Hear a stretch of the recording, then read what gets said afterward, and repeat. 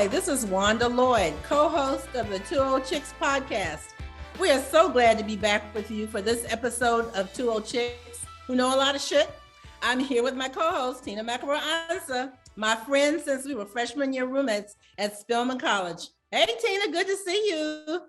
Hey, Wanda, good to see you. I tell you, as we get deeper into our show, we're going to have to talk about you. I told you earlier that my mama may have to stop me playing with you because I think I may be a bad influence, but we'll discuss that later. What's going on with you? What's going on up in Savannah? Well, you know, I'm as busy as ever. But first, before I say that, what's going on, I got my second booster, my COVID booster. And I think you got yours too, right? I got mine a couple of weeks ago. I have a question for you. Does it make you feel safer? It makes me feel safer for about a few months. Because what we have learned is the efficacy is not long lasting. And that's why we keep getting them.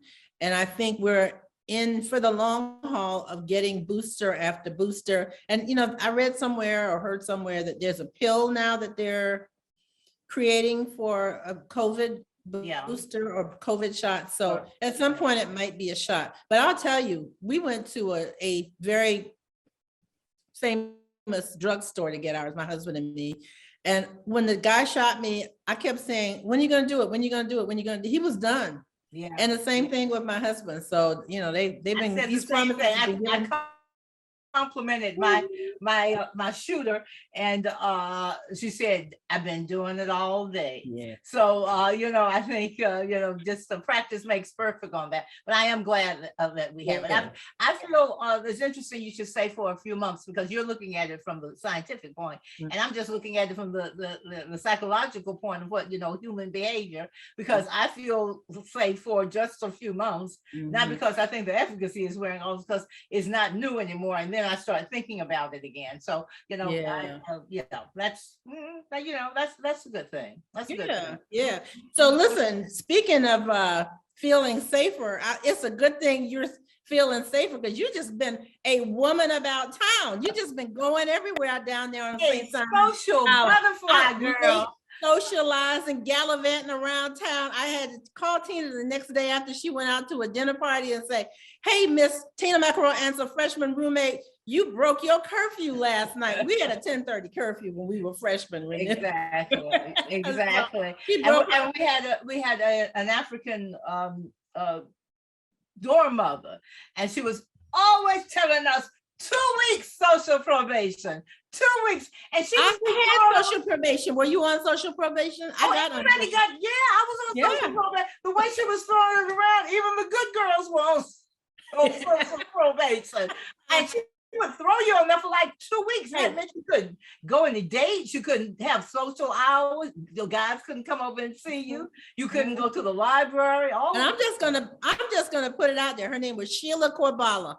I'll never forget her name. Sheila, if you are out there somewhere, I tell you, okay, you are not forgotten. You're not forgotten. Right? But I did get my COVID shot, and I have been a lot more social. But tell us about your dinner. You went out to dinner. Oh, I went out to dinner. Well, you know, I also the last time I had gone to Stacey Abrams fundraiser, and that was at this beautiful a place hosted by someone here on the island, a couple who are very generous, and they hosted it, and it was on the marsh, and it was like a beautiful just stretch of the marsh. It was the marsh, and then you saw the dunes, and you could see the breakers all the way out. So I mean, it was just a glorious view. And I talked about it when I came back, and then lo and behold, we got invited back. The host invited me and another couple back for dinner. So food was good. The view was even more beautiful at night. There was a breeze. You know, we've been having windy days. It's been cool and windy. Yes. Cool and windy. So it was nice out on the patio because we didn't have any bugs. The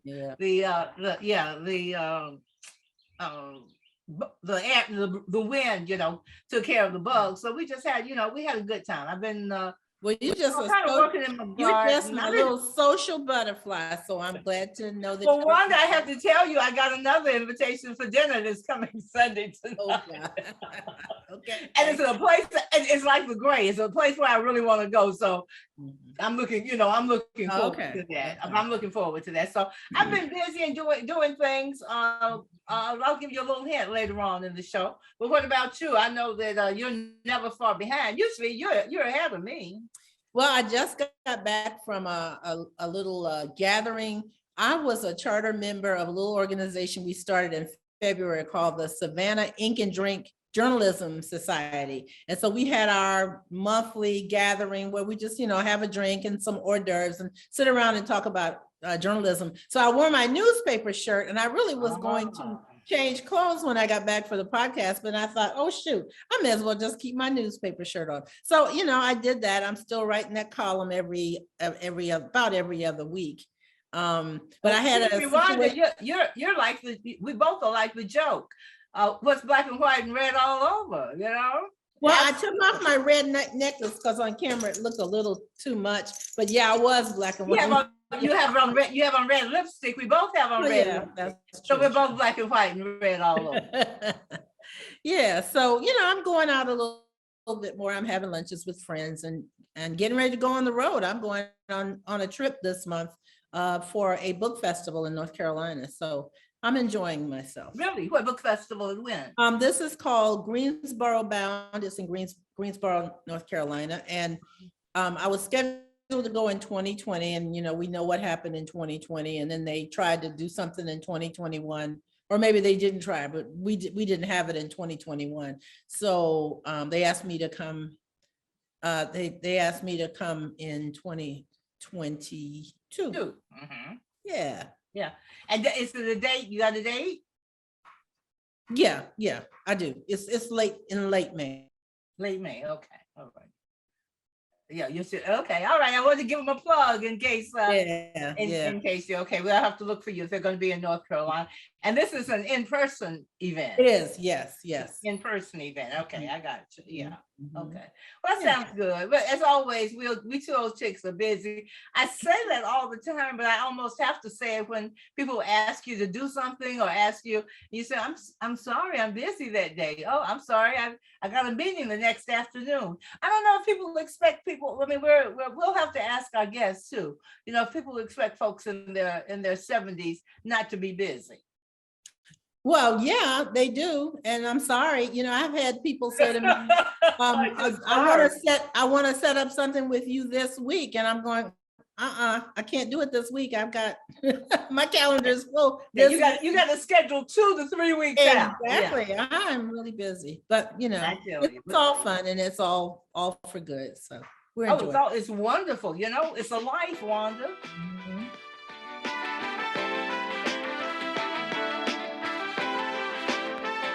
In our main segment today, Tina and I are going to talk about something we discuss in our personal conversations all the time, because it's a topic that's timely and sometimes it's misunderstood. And today we're calling this segment Why Diversity Matters. So Tina, I think you give me credit for us having these frequent conversations about diversity. Yeah. And then the other day you called me and said, guess what? Well, you tell that story. Well, I am. Wanda has made me notice 2 things in life and the importance of them. And one is leadership. I never understood the importance of leadership in all its iterations, the way that Wanda has shown me, and how important it is, and especially for people of color to take leadership. Okay, so maybe we need to do another podcast discussion on leadership sometime at some point. We should, because you really have taught me that. And the other is diversity. And all Black people deal with diversity on some levels. We just have to. That's what any people of color have to. But Wanda has made it her point in any organization that she's in. Her first question is, okay, what are we going to do to bring some brown and Black and other color faces in here? That's her first thing. So Wanda's always beating that into my head. So of course, Wanda and I are one of 2 halves of one good person. And I was driving, doing some errands, and it was along a golf course. I live on St. Simon's Island, and I saw some kids running, and they're 2 3 grammar schools on the island. So, you see kids, they do their exercises on different times and biking. I love to see them.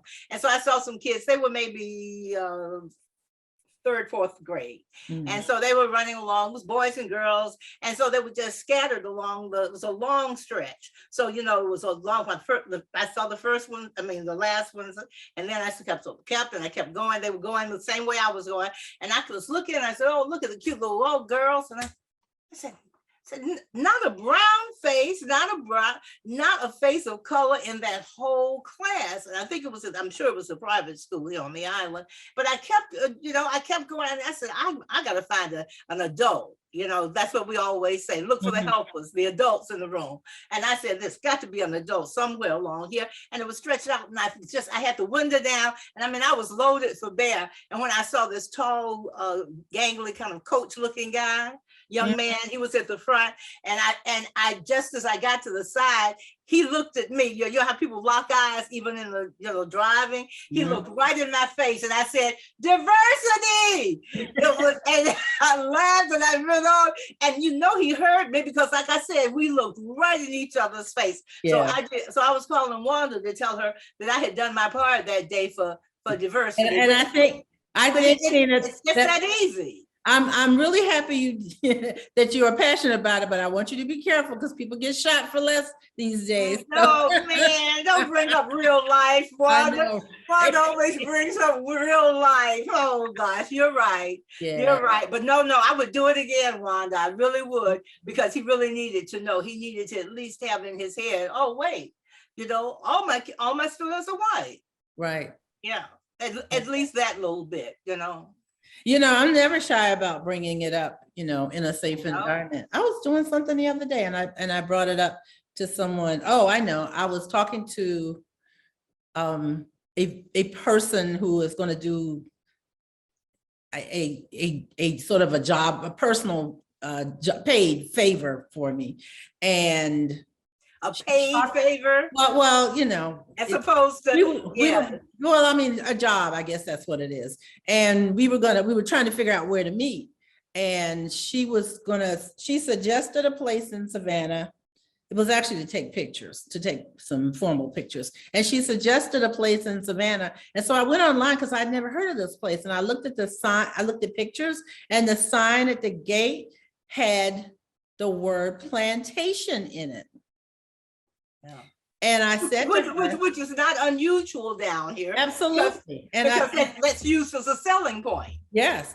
And I said to her, well, some people might be offended to go to a place that's called plantation. I just put it that way. And she got quiet for a moment and she thought about it. She's a white person I've dealt with before, and very nice person, very talented. And she thought about it for a minute and she really didn't have an answer. And I'm sure she thought about it after we got off the phone. But just like your instinct was to yell out the window, diversity, mine was to say something to her right then and there, because we have, I feel like that's part of my mission. I think I want to get started a little bit by talking about why diversity matters, since that's what we're calling it. Diversity matters because we are a society that's becoming increasingly, we're getting together more. I grew up in an era, you and I grew up in an era where there was a lot of segregation, the Jim Crow era, as I have documented in my memoir.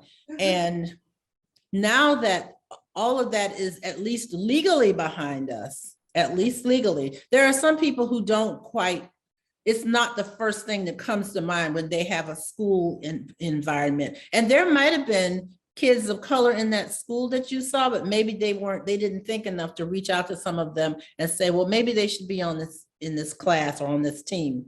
Can I just say, I have to give a shout out to Putnam County High School, who invited us there you can see it over Wanda's shoulder, to talk about meeting at the table, to actually have a meeting at the table. And they did just what, they did just what, all marked up and everything. Yeah.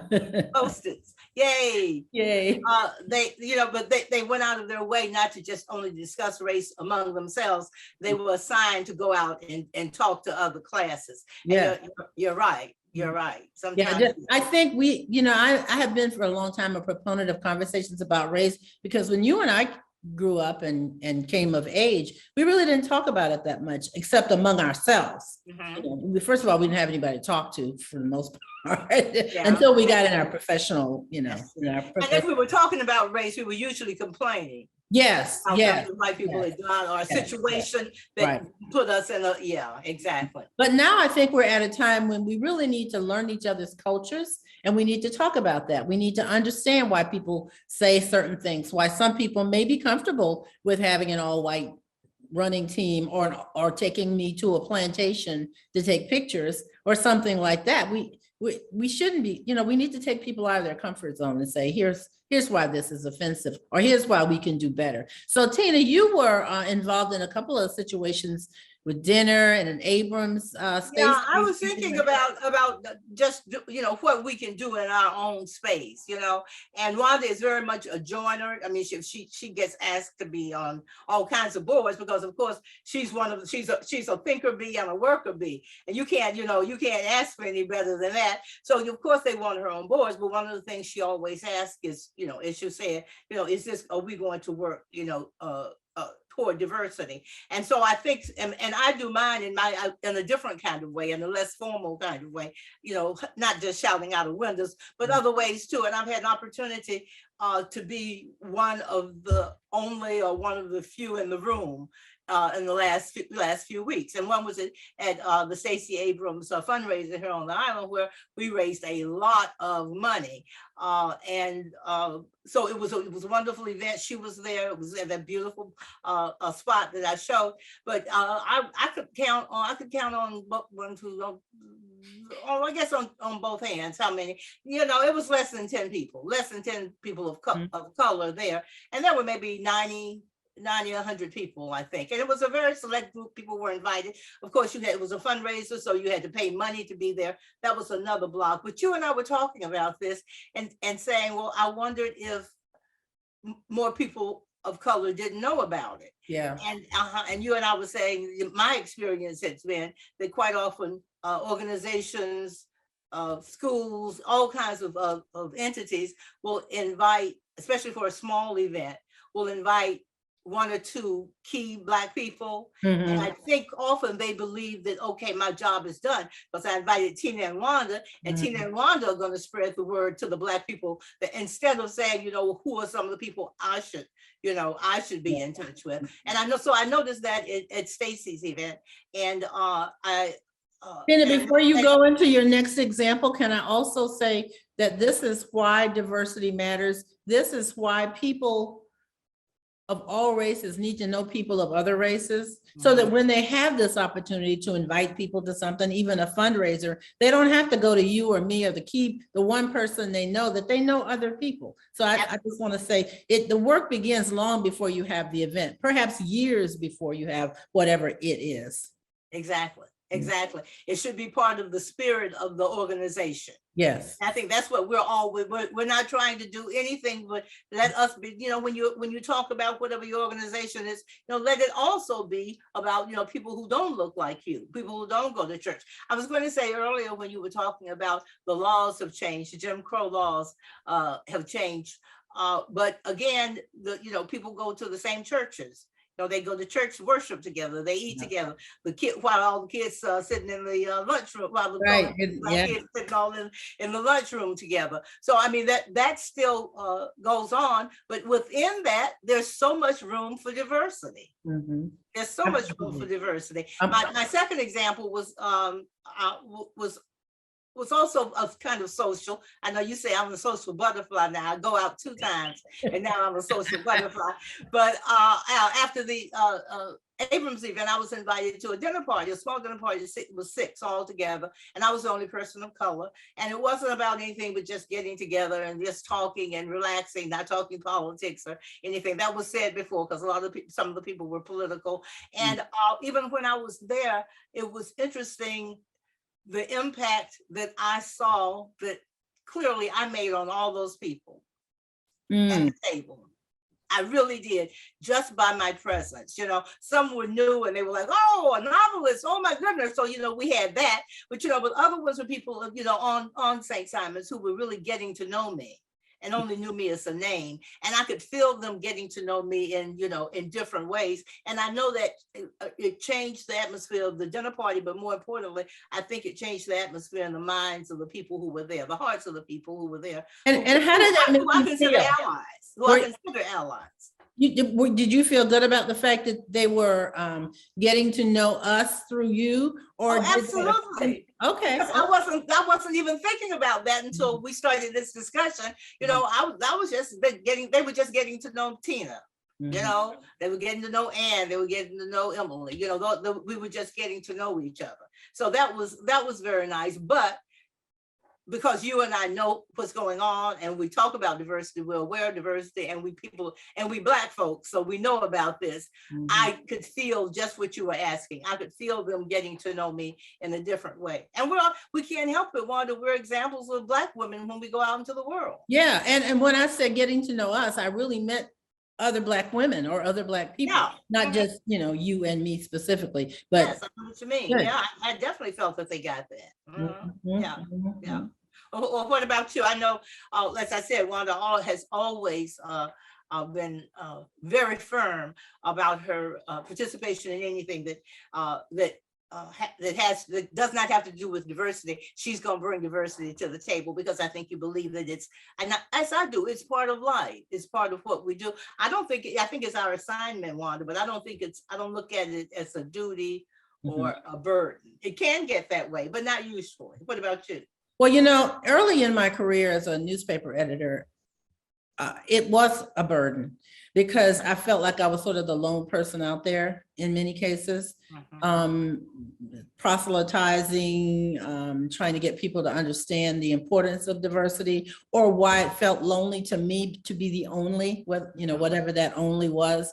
But more recently, I feel good about my role. I feel good that I'm helping the nation, as it were, certainly my community. I mean, things like now I am writing a bi-weekly column for my newspaper, and my topic is primarily diversity, telling stories in the community in a way that no other people are telling stories about what's going on in our community, in terms of lifting the profile of Black people, dead or still living. Yeah, I think the history is. Can I jump in and give y'all an example? I'm just sitting here grinning because Wanda wrote recently about the Kaya House. The Kaya House, exactly. A museum that was started by an African American woman and her husband, and that had gone into disrepair, had fallen into disrepair. And how things like with us quite often, you can't quite get, okay, it's doing this, now we're doing this, now it's in this person's hands. So, quite often people care about it, but nothing is being done. And Wanda wrote her front page column about well, it wasn't front page, it was an opinion page column. Opinion page, absolutely. Even more important, an opinion page piece, and about it, and the importance of African American contributions to culture, contributions to just what we've done, just what our stuff and what we've done. And they had the opening. It was an opening. Well, what we had was a dedication of the historic marker, because the house has been in disrepair for more than 2 decades, and it was recently bought by the Savannah Historic Foundation, which means now we might see some progress. But my piece, the newspaper had written several stories about, as time went on, about what was happening to the house and the legal stuff and trying to buy it. But what I wanted to do was bring some humanity to the story, because Virginia Kaya, the art teacher, taught me in high school. So I knew her. And very few people in this community, well, people of my generation, there's still a lot of us who were taught by Mrs. Kaya, but very few people are in a position where they have a platform, like a column in the paper, where they can actually write about it and say, I remember her. Here's how she looked. Here's where she lived. Here's how she invited people like us into her home. Because in my research, which I didn't know at the time when I was growing up, there was no museum in Savannah that we could go to. And so she started one, because she's an artist, and she started one because she wanted little Black children to know what it was like to walk into a museum and to be in it, and to, you know, to look at the paintings on the wall and the sculpture and to sort of gawk and learn and ooh and ah and learn, oh my gosh, look at this thing. And feel comfortable in that space going forward, which is still a big issue now about us people of color feeling comfortable in quote unquote white spaces. Absolutely. Mostly white spaces. When things changed in the world and we were able to go to any place we wanted to go to, there were many of us who had already been to a museum. Yeah. So we didn't feel uncomfortable about that. We knew what it was like to walk into it. We knew what it was like to have a docent, if you would, which is Mrs. Kaya, to take you around and say, now this is a sculpture, and this, you know, I made this with clay, and this is a painting, and this is a watercolor versus an oil. And we learned things. So she taught us things in the classroom, but then we could actually go into her museum, which was basically her house. And it really looked like a museum. So it was just a pleasure to be able to write that and other columns where I'm bringing my personal experience into my work as a writer. One of the reasons I mentioned it is that Wanda posted pictures of the dedication. And I mean, it was packed. It was an outdoor event, but you could see it was packed. So I had to tell Wanda, hey, Wanda, that's your doing, you know, and it feels good to have agency, to know that because you wrote that column, think of all the people who just didn't even know. Who would have loved to have come if they had known, and now they know. The people who actually, like you, were taught by Mrs. Kaya, who probably came out, and another artist who Panhandle Slim, another artist. Yes, yeah, he came out. Yeah, exactly. Yeah. The one who's done that beautiful colored poster of Stacey Abrams. So yes. I mean, he did one of me. It's sitting on this wall right behind me on the other side of this wall. We'll have to show it sometimes. We'll have to show our art collection sometimes. That's a good idea. That's a good idea. Yeah. But I just wanted to, you know, to say that I saw an actual example of how our agency and being in a diverse space and being able to, like you say, have a platform. Yeah, yeah. So, you know, this all came out of my experience working in newsrooms. The fact that I became a diversity advocate. Some people might have called me a nag. A diversity early on. What I was thinking of, but yeah, because quite frankly, there were a lot of people then, and probably are still, who really don't want to hear about it. And so every time. Oh, absolutely. Yeah. Can I say something about that? You were talking about about we didn't talk about race, and we still don't talk about race. I mean, when we're at I was thinking about workmates, who know everything about each other's mates and each other's families and they still steer away from that. I'm thinking of the conversations when I was in the workplace where if race came up, everybody got quiet. Oh yeah, there was a story about Black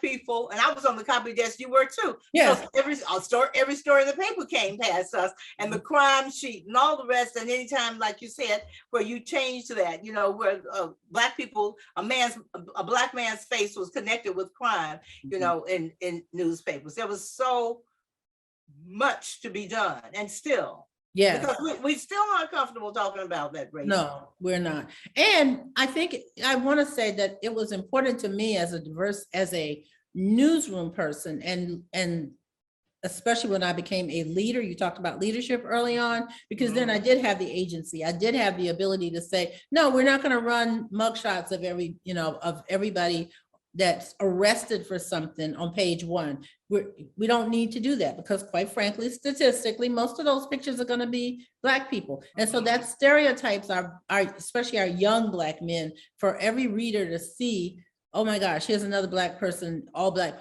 people may be bad. You know what I mean? And also these people were just arrested. They were just, exactly. They haven't even gone to trial. And because they have been arrested, they are not a threat to society. So why do we need to see their picture all the time? Because they're in jail, Now, if somebody's out there shooting randomly, sniping in the community, and we know what they look like, I do want to see their picture, because I need to know that when I step outside my front door that they're not looking at me, they're not going to come up. But if they've already been arrested, so I changed that culture in a couple of the newsrooms, and that's why diversity matters, That's because why it took diversity someone matters. like me to say, we don't really need to keep doing this. And more recently, in the last couple of years, the Gannett company from which I retired, and I worked for 3 Gannett papers, have changed the rule. They've said, now, we're not going to run these pictures the way we used to run them. You know, it's not necessary. It is a stereotype that we're fostering. Well, you know, I have to say, putting on a call for the old chicks here, is that we were both talking about how now, you know, we're not really offended by, you know, having to be that person in the room to step up and say, you know, wait a minute, there are no Black people here. Wait a minute, here's, you know, to be that person. And now, you know, we just think that that's just, you know, part of what we do. I think it's because we're old chicks, Wanda. I think we can say it. That's right. We live long enough to see, you know, what's the big deal? You know, it's a teaching moment. Teach. Right. You know, remember when we were 65 and we were sitting at my kitchen table and we kept saying, I'm 65, I don't care. I don't care. Absolutely. we got to get those t-shirts made, Wanda. We claim that right 7 years ago. And absolutely. The older we get, the less we care. We said, just like shouting out the window, diversity. I totally don't care. I have to laugh at myself sometimes and I don't care. You know what? I tell my little schoolgirls, my younger little schoolgirls, that if I could talk to my younger self, I would tell myself, oh, Tina, this doesn't matter. This is small things. This is nothing. Don't be, this doesn't even, there's no such thing as a permanent, that's what I was afraid of, a permanent record. You know, there's no such thing as a permanent record, you know, be yourself. That's certainly what I would say. Right. Yeah, because you do learn as you get older. I tell them all the time, you don't have to get to be 72 or 73 for some people coming up. I am still 72, so keep don't take that away from me. Well, you know what's really funny is that when I was younger and I would hear these conversations just like this, I would think, what difference does it make? 72, they're old people. What difference does it make? They can't go to the club, you know? So yeah. 72 has been a very good year. It certainly has. And you know what, Tina, it's getting better. It most certainly is. It most certainly is. We have something to tell y'all soon. That we just can't wait. I can't. Oh gosh, very soon and very soon. Yeah. We're going to share with you what you've been working on. This has been a great discussion on diversity. You know, it gets me excited to talk about it. It always does. But we got to move on to our next segment. But you're right. We're going to come back to diversity at some point, and we're also going to come back to leadership, because I think leadership, absolutely. Absolutely. Okay. Good talk, Wanda.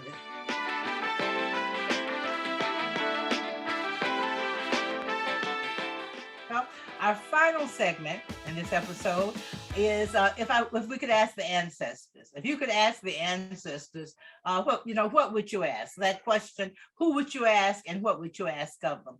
And I've been conducting a good deal of business lately. There's a little bit, we'll be telling you a bit more about that as we go along. But I have, and so I've been thinking about the businesswomen in my life, including my mother. And I think what I would ask is of the businesswomen that I knew as a child.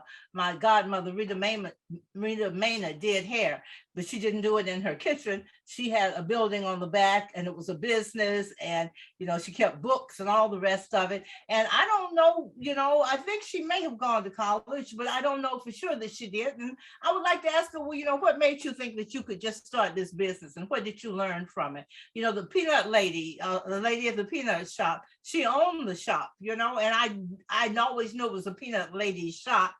But I don't know if I listened to, you know, the fact that she was an owner of that. And Mildred Henderson, who was the editor of News of Our Colored Community that was in the Macon Telegraph, she knew everything. She was the editor. She did the babies and the deaths and the parties and the weddings and all the other, you know, political news. And I would like to ask these business women, you know, back in the, you know, beginning early of the last century, you know, how did you do it? How did you get a business license? How did you know what to do? Did you have some white person to help you? Did you have some man to help you? You know, how did you do this? Because I know the real work was done by whoever they helped them the real work was done by these women. Mhm. And I would love to know, what that strength is, and not just the strength, because I think they passed that strength down to us, but just what's the information that they had that I wish I could have, the information that got them to be business women at that very difficult time. So those are the ancestors I would ask. They some of them smell like cigarette smoke. I know my hairdresser always was smoking. Had a pack of cigarettes down in her bra and was always smoking, and some smell like perfume, and probably some of them smell like whatever the newsroom smell like. So I'd like to know that. Yeah, that's good. My grandmother owned her own business. She owned Boyce's School of Beauty Culture on what was called what was then West Broad Street in Savannah. And it wasn't until you talk about, women who had their husbands and things like that, who they had to, when they borrowed money. And when after my grandmother passed away, I didn't know until I looked at her stationery. She left some letterhead behind, and it was years later, because I think her stuff went to Aunt Catherine's house, and Aunt Catherine sent it on to after Aunt Catherine died, my mother inherited all that stuff. And that's when I found out that my grandmother was the president of her company and my grandfather was the vice president. And I was like, you go, Grandma. You were the businesswoman extraordinary. I mean, honestly, I'm encouraged by that. Yeah. I never knew that story before. I'm encouraged by that. Yeah. What about you? Well, speaking of Grandma, I have a question to ask my grandma, and I probably need to write this story someday. And I would call it Grandma's Lilies. So I have a friend in Savannah who just bought a house. First time she's owned a house. She's 60 years old, and we're so proud of her that she now owns a house. So my housewarming gift to her was to dig up some of the lilies that my grandmother left behind. And these lilies have gone from my grandmother's house in Savannah, and then my mother moved back to Savannah after she retired, and she dug up some of the lilies and took it to her new house in another part of Savannah. And when my mother passed away, I dug up some lilies and took them to Greenville, South Carolina, and planted them, and they just grow and grow and grow and multiply. And then when we left Greenville, I dug up a few, put the bulbs in a box and took them to Tennessee. We had 2 different houses in Nashville. And so I planted some in one house, and then we didn't like that neighborhood. So I took some to the next house, and then eventually they went to Montgomery, and they just, I would plant like 5 or 6 or 10 lilies. And before I know it, I've got thousands of them. And so I was very happy to take my grandma's lilies. So my question would be, Grandma, what made these lilies grow so prolifically? How did you do this? What's in these lilies? Because clearly I feel like they're loved. And when people hear that story, they go, oh my gosh, I wish I could ask your grandma what she did to make these lilies so beautiful. And can I have some of the lilies also? So my question would be to my grandma about her lilies. Oh, that's a nice story. That's a nice story. I bet you're going to hear from people about those. You're not from your grandma, not directly from your grandma, but by way of other people. I bet you will. Nice stories. Thanks. I like the section if you could ask your ancestors. It feels good, doesn't it? It does. It does. Yeah.